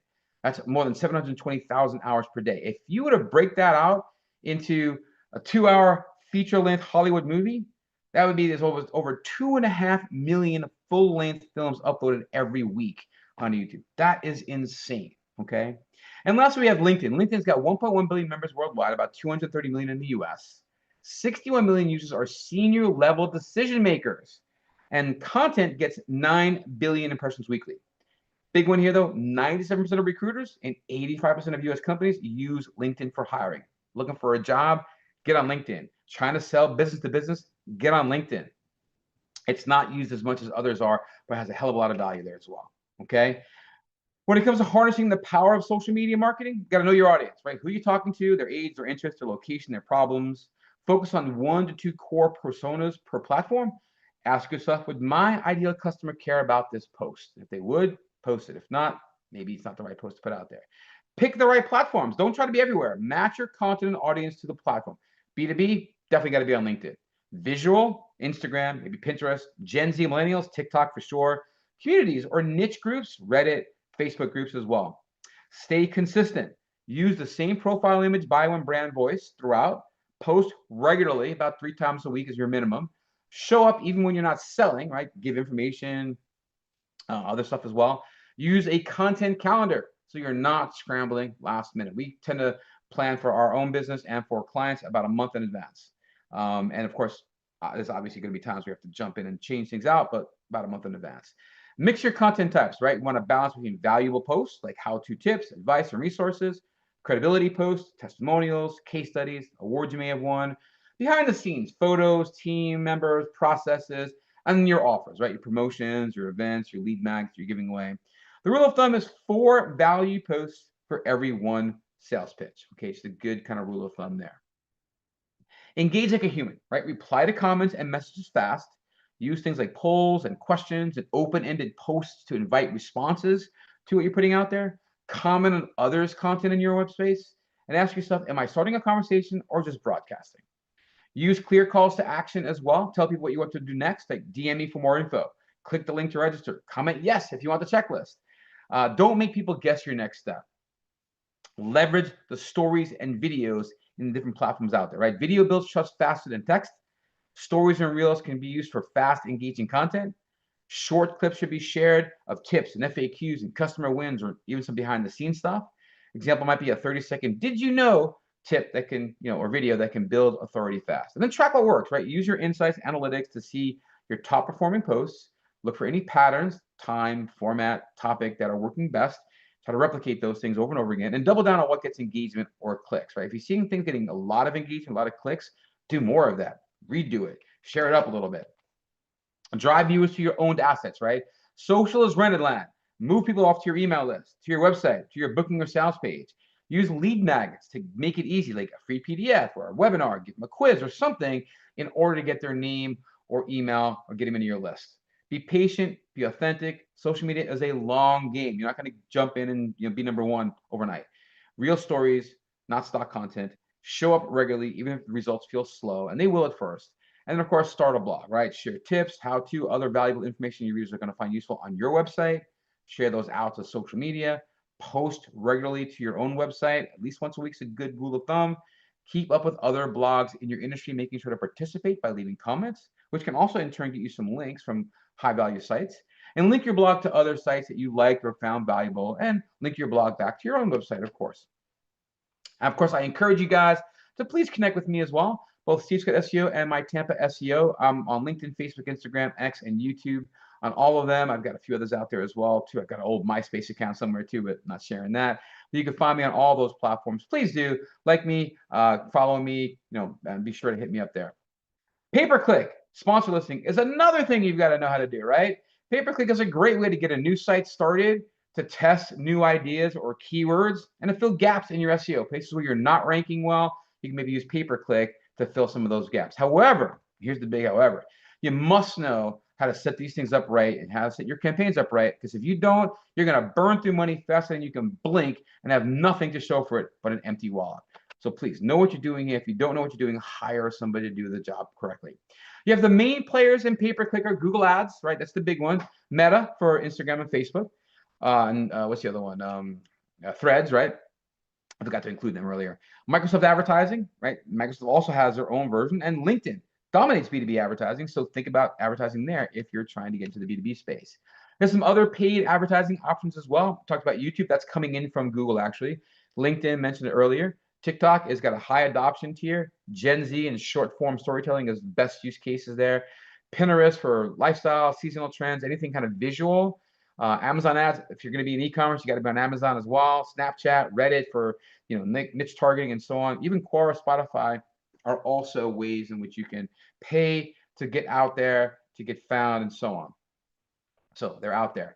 From Google, though, right? If you go to Google and use their Google Ads, you've got their search network, so you can show up in Google and any of their partner sites that use Google as their search provider. YouTube ads, right? You can have your video ads showing before, during, after videos. We've all been, had to hit the skip here button. We all wind up, seeing an ad as we're watching a video we're trying to enjoy. Sometimes they work, man. I mean, they do. I've clicked on things and I've, gotten a PDF or joined a mailing list or joined a webinar from these YouTube shorts. They work. So they're great for video content, especially with lead capture forms. The display network, these where ads appear on other people's websites, right? You can have your ads showing other places. Remarketing also is done through Google pay-per-click, right? Or Google paid ads. Remarketing, you ever go to a website and you see their ads everywhere else that you go? They're in Facebook, they're in, some website you're on, they're in even a local site, you're on your phone, you see them. That's called remarketing. Anytime that you hit a website, you can then be remarketed to once you visit that website. But that's only going to happen once somebody actually visits your site. Remarketing is great for kind of staying top of mind, keeping your even if like someone abandoned a shopping cart, you could have it say, hey, forget something, that can kind of show up, or a product they might have been looking at can show up, but it kind of keeps you in their mind as the owner of the business, keeps you in their mind, keeps them seeing you. And of course, if you're selling products, you can get into the Google Merchant Center and get your products fed into Google Shopping and have those products showing up there. Your paid ads, though, your primary search paid ads, show up at the top of Google, and they're now showing at the bottom of Google. And you're also beginning to see more of the paid ads in local, right? So here is in the pressure washing, you see it says ad. It's actually showing up in the map pack, and now they're showing 4, right? So you have the ad and the 3 other listings that are showing there. We're seeing more and more of this starting to happen now. So keep an eye out for that, and you can also be showing up in the local too if you're using pay-per-click. Remember, though, it's a complementary solution to organic SEO. It is not competitive. They're not like at odds with one another. People complain if you're really doing pay-per-click solely, you're going to say how organic's too long, it takes forever, blah, blah, blah. If you're doing organic, you're saying, why do you want to pay for leads when you get it for free? And if you turn off your pay-per-click, your leads dry up. Both are true. They should be complementary, not competitive. And when it comes to pay-per-click, in order to rank better than somebody else, it's all about what's called the quality score. Quality score is a big topic, but it's really composed of 3 basic areas, which is expected click-through rate, relevancy, and landing page experience, right? Expected click-through rate is what should we expect people to, how often out of every 100 times your ad is shown, do 10 people click on it or do 5 people click on it? Or does 1 person click on it? Google will kind of estimate what an expected click-through rate is, and you either need to outperform that, or if you underperform it, lower quality score. How relevant is your ad to what people are looking for? How relevant is that to the page you're sending them to? And then the landing page experience, right? Is the page loading fast? Is it easy to navigate? Does it have, like a terms of service or privacy policy on there? You're going to collect information from there. All of these things add up to whether you have a high or a low quality score. Higher quality score is going to lead to better and more impressions and lower prices, higher rankings as well. So you want to minimize the impressions that you get when you're increasing your click-through rate, and don't search for listings. Don't search for your own listings, I should say. And you're going to actually lower your quality score because you're adding an impression. Every time you add an impression, right, it's like, okay, potential was there to be clicked, but you didn't click on it. So now if you're looking for your site 20 times a day, and out of every 100, you're 20 of those clicks, well, your click-through rate is going to be lower. So don't look for your site all the time. There's tools within Google Ads that let you do that, so you can see where you're showing up, where you're not going to impact the number of impressions that you're putting out there. Local service ads, the other ones that we talked about, they're at the top of Google. These are sometimes called LSAs. It's another form of advertising in the Google Ads, but it's kind of separate. It allows local businesses to be prominently displayed at the very, very top of Google when people search for services they offer. There's 2 different listings show up on mobile and up to 3 on the desktop. And LSAs are also featured in Google's Assistant's responses to relevant voice searches. So the Google Assistant inquires about the searcher's job type and location to ensure a quality match for the advertising. Now, it's not easy to get in here, okay? Only certain types of business can get in. And depending on the type of business, there's 3 different variations that you can go through. But what's important about these is these local service ads, they show above the paid ads, they show above the Google business profiles, they show above the people also ask sections, and they show above the organic listings. They are the numero uno thing at the very top of Google when you're searching for the types of businesses that fit into them. And you can see it right there. I put in personal injury attorney, like near me or Tampa, and there's Google screen 2 attorneys right here, pictures, message call right there, okay? Reviews are right there. You don't have to go any further to make a decision to call one of those folks. Now, there's 3 types of these local service ads available. You've got your Google Guaranteed. The Google Guaranteed is as it sounds. Google will guarantee the work done, right? Like HVAC and other kind of home improvement type things, home services. They're basically going to get screened. They're going to have their licenses checked. They're going to have background checks. They have to prove that they have insurance. And if you, as a business owner, go out to them and you're a Google Guarantee and you do something that the client doesn't like and they can complain to Google, and Google can actually give them money. They may pay them back. I think it's up to like $2,400 as a guarantee. So Google, that's why Google does this. That's why they do the background check and the license check and all this stuff to make sure that you are a reputable business that's going to do the job that you're asked to do. That's Google Guarantee. You have Google Screened. And this is more of where Google has screened you, right? There's no actual professional service. Maybe you don't need to be licensed for things, but they're screening your information, your business processes, and so on. And they're saying, yep, these are good folks. And you have a license that's been verified by Google. There is a lot of this out here, okay? I actually put a link in here. It tells you what different types of businesses can come into it. This is actually different ways to jumpstart your campaign. They've got some different, what are Google local service ads? How does it work? How much are in there? How do you set it up? It's all in here. It does give you all the information about like what services, like if you're a business, like lawyer, you can get information about that, right? Here's the eligible businesses: bankruptcy lawyer, criminal lawyer, real estate lawyer, and so on. If I were to go to a home, right, here's the eligible services like appliance, carpenter, garage door repair, home inspector, home installation. So these are going to be those Google Guaranteed. Whereas something like care, right? These are going to be your Google Screened, your animal shelters, your child care, pet adoption, pet boarding, grooming, training. So these are all additional ways in which you can be seen at the top of Google and kind of have a Google okayed classification in essence, right? Again, this is the first thing that you see. This is that same screen, but here's the rest of the screenshots. As I scroll down this page, this was the next one. Those are the sponsored ads, right? Then scroll down to more. Here's the local. Scroll down some more. Here's the people also ads. Scroll down some more. Finally get to an actual organic listing. So 4th page, the bottom of the 4th screen is the first organic listing. Everything else here is either paid, local listing.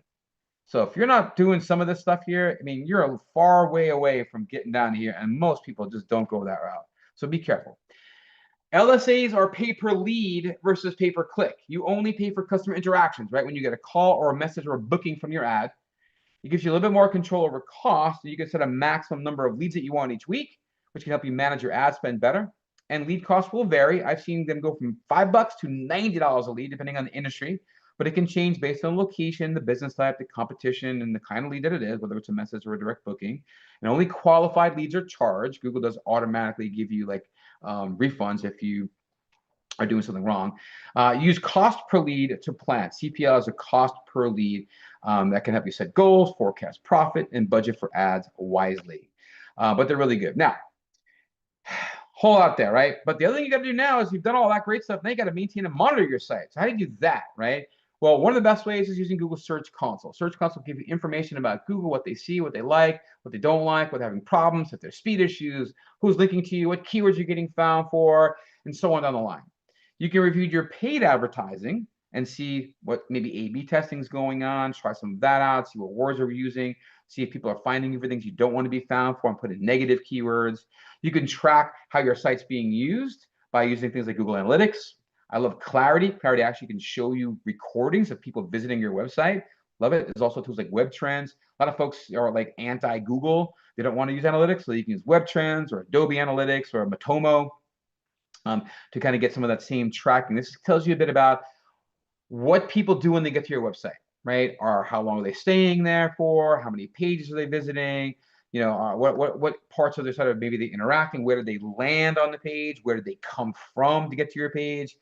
All important. And of course, you want to review how you're ranking in search, right? So SEM, I got a typo there. SEM Rush is great. Ahrefs, Moz Pro, Uber Suggest, and again, even Google Search Console will give you some idea of that too. Of course, you want to tweak your site's content where it makes sense. If you find maybe you're close to ranking well for a keyword phrase in some of these tools, but you're not quite there yet, well, sometimes changing up some of your content, adding some more content, adding a few more internal links from other pages to that page, maybe swapping out or changing out your title tags, the things we talked about earlier can help move the needle a bit more. And of course, you got to keep adding regular content. You want to shoot for at least 100 pages of your website overall. 4 or 5 page websites definitely are going to fail against a page that's got 100 pages of valuable content on it. Other kinds of online marketing out there we're not covering. Email marketing. I have a whole class of email marketing in our membership program. Autoresponders that automatically send people regular updates, weekly or monthly, whatever it may be. Video content, affiliate marketing, newsletters, Amazon shopping, eBay stores, and there's tons of other ways that you could be out there marketing your business on the web.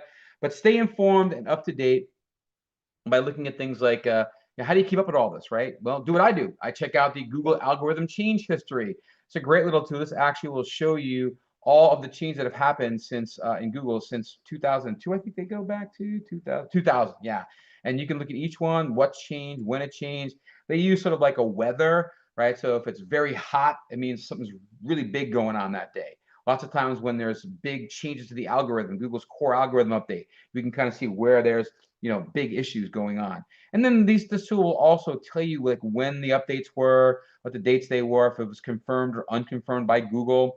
And often you'll get a link to some other stories about the update that can maybe help you see what's wrong or fix what maybe is broken if possible.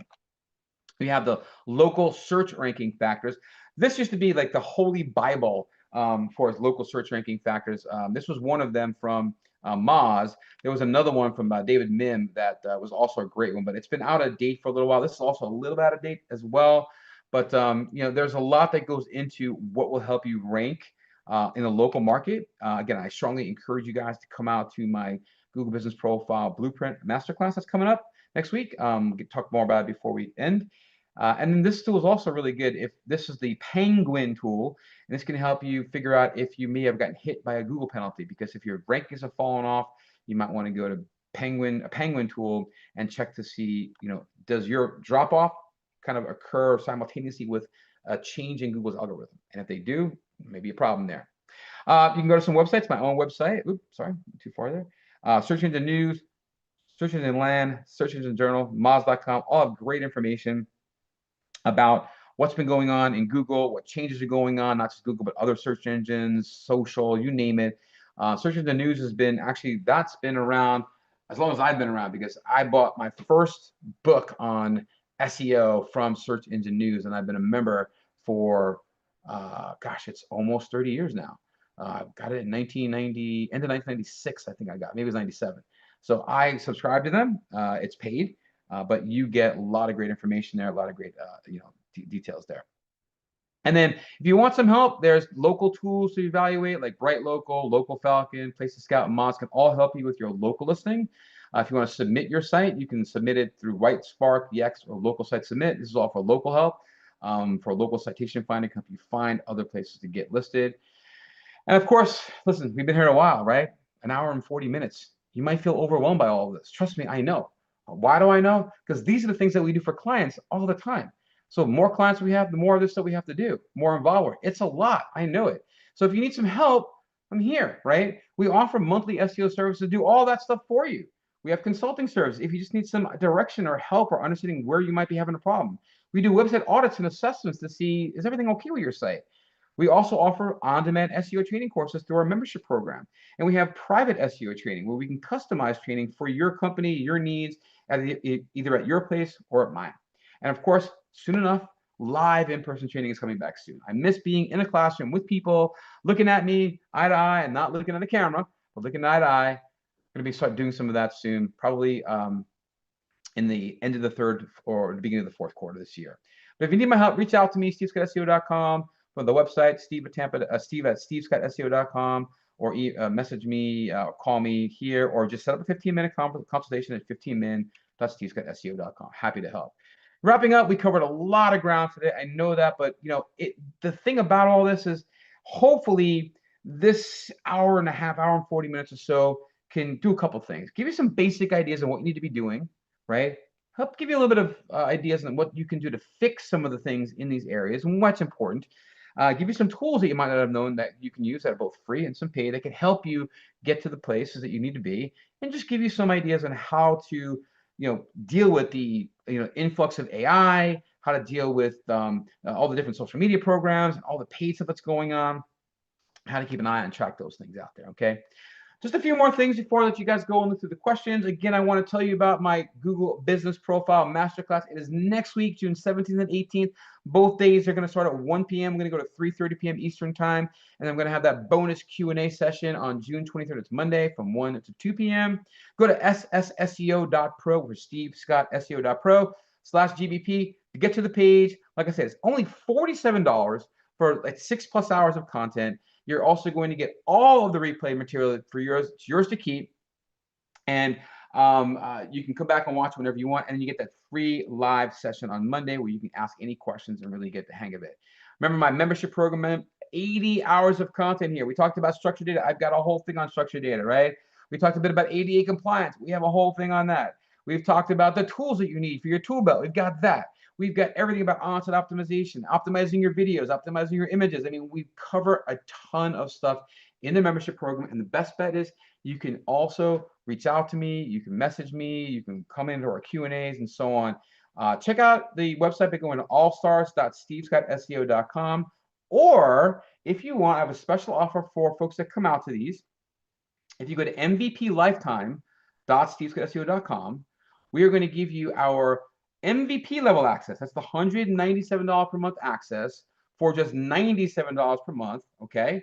And basically it's 50% off every month after a 30-day free trial. So you're gonna get a month to check it out. And if you stay with it, you're gonna be charged $97, but you're gonna get the 197 level. It's gonna save you $1,200 a year by doing this. And you're gonna get the same access levels here, access to me, Q&As, website audits, and so on down the line. mvplifetime.stevescottseo.com. Check it out. All right. Now, before we break, before I end the session altogether, again, just a quick couple of things here. If you found this interesting or helpful, I would love it if you could help me out with a review of some sort, right? Whether you go to Google or Facebook or any of the big ones, please go out there and leave me a review. It really helps us here. There's a lot of work and effort that goes into putting these things together, as you can well imagine. So if you can go and leave a review, that would be great. If you have a specific issue you'd like my help with, I've already mentioned that in the previous slide or two, but just go ahead and visit me at stevescottseo.com. You can book up, there's a little button, you can book a 15-minute free call from there. You can just give me a call and chat whenever you like. You can join my newsletter. That's going to give you information about like when we go with the live training, when we have new master classes coming up, when we're doing our live stuff, and so on. Go to newsletter.stevescottseo.com and join our newsletter as soon as you can. And I'd love you to check out my calendar of events. This is where we get all the details on my next training sessions, where it will be, what topics we're going to be covering. Like today was the marketing your business. We have an Ask Anything on Mondays.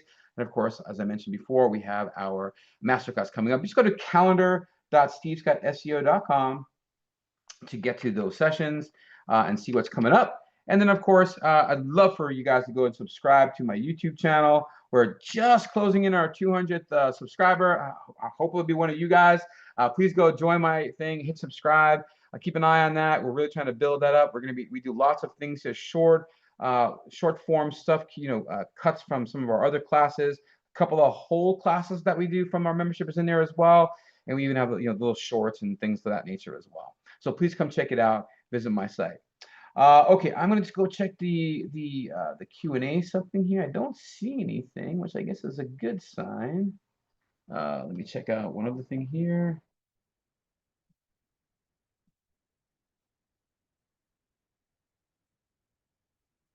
Well, the place to check. Okay, I see. So someone said, what about a domain that's 20 years old but has had zero traffic for 5 years? Doesn't place on Google at all. Is the age of it still matter?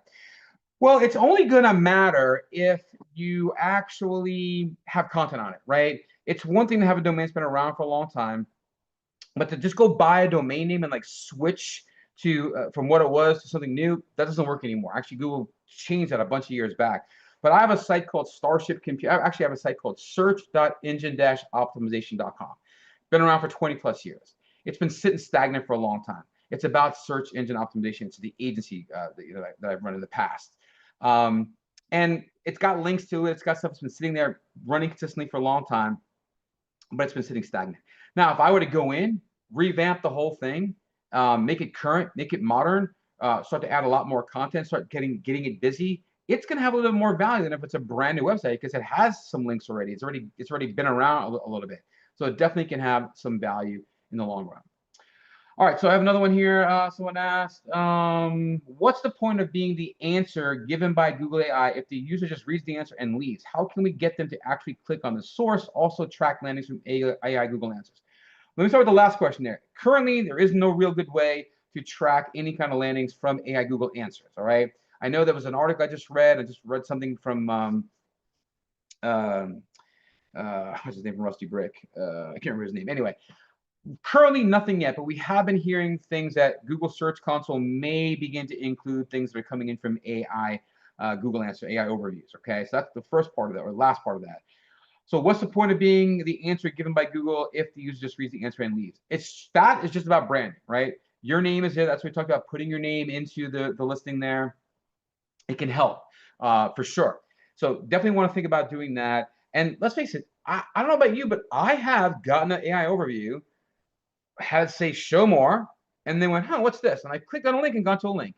So I have gone to those links. They're not often I do it. I'd probably say maybe 10 or 15% of the time I get an AI overview answer will I click on a link, but I'm often going to want to know a bit more sometimes. And so that can help you. If you're not in that link, then you have no chance of getting found. So I'd rather have a chance than no chance. So that's the other answer to that. And how can we get them to actually click on the source? Only thing is it's got to be super interesting, super impactful, and they've got to really want to. It really comes down to that. So we're seeing a lot more of this happening these days. We're seeing a lot less traffic, foot traffic. I say foot traffic coming into our websites, but it's happening. AI overviews is real. AI mode is now coming into play as well.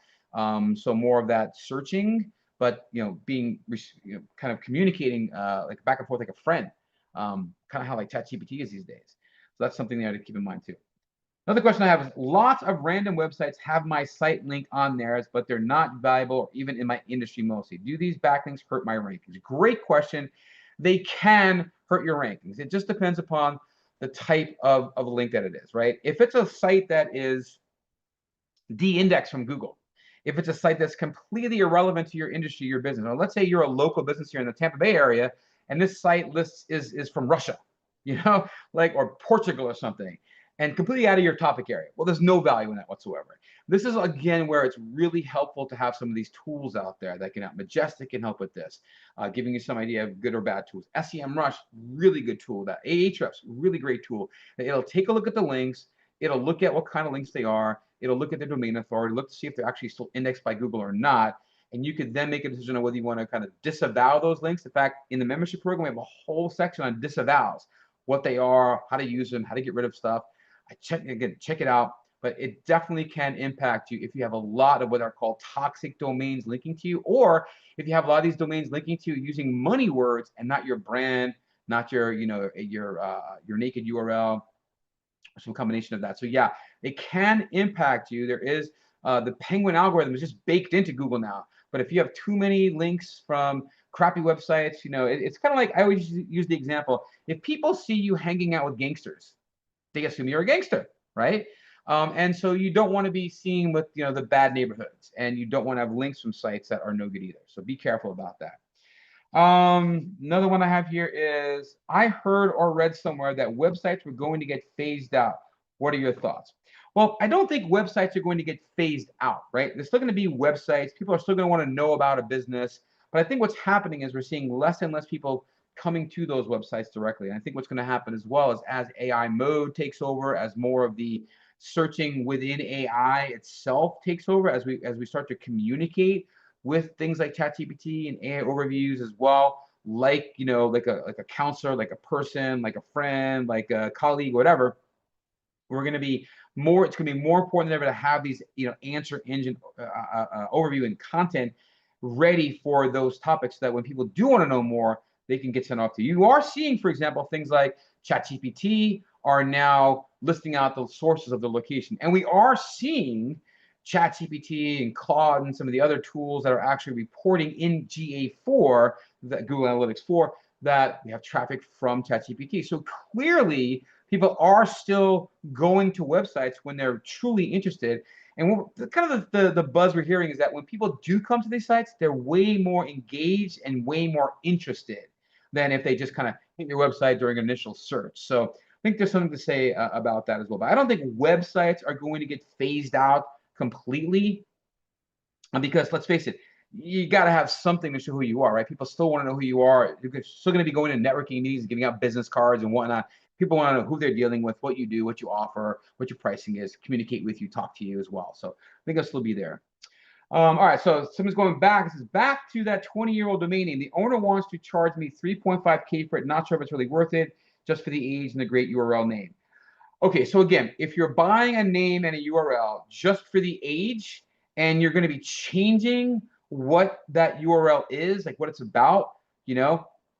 So if I had, you know, Steve Scott SEO, and you know, everything was about SEO, SEO, SEO, and then I got rid of it for some reason, and then somebody whose last name was SEO wanted to grab it, well, they may wind up, you know, changing it for something completely different, a different topic as well. So unless there's value in the name for you, like if you have a reason for that name, then it's good to have it, right? But if you're trying to kind of capitalize on any of the links that might be built to that URL, any of the content that's been built to that URL already, if you're changing what that URL is about, it's not going to help you, right? It used to back in the day, but Google got really smart about this, and they saw people were buying up domain names strictly because of the age and some of the domain authority that came with them. But that domain authority comes from links. So if you're, you know, if you're buying up a domain, and the domain was all about, you know, pet training, dog training, for argument's sake, and now you're going to be using it for a supermarket, well, the links coming to the pet training center are going to be totally different than supermarket links. So those links are not going to be valuable. They're going to be off topic. They're going to be outside of the geographic area potentially. So yeah, probably not the best bet. But again, is the name worthwhile to you? Like, lots of folks buy a domain name or take over a domain name because they want the branding to be that domain name. So it's really more of a business decision in that case than getting value out of having the aged name. Okay. Anything else? I don't see any other questions here. Give it another moment or so. Don't see anything else though. Anyway, listen, guys, it's getting late. We went a hell of a lot longer than I expected, but honestly, you know, when I do these things to put them together, I want to make sure you guys are getting the value out of this, you know, all the way through. And so hopefully you guys got some of that value out of there. Again, if you need any help at all, any other additional questions you might like, please reach out to me, you know, either at stevescottseo.com, call me directly, throw me an email. But again, thank you guys for joining me. Thanks for sticking through the long one here. I hope this was helpful, and I hope that you get some value out of this, and reach out if there's anything else that I can do.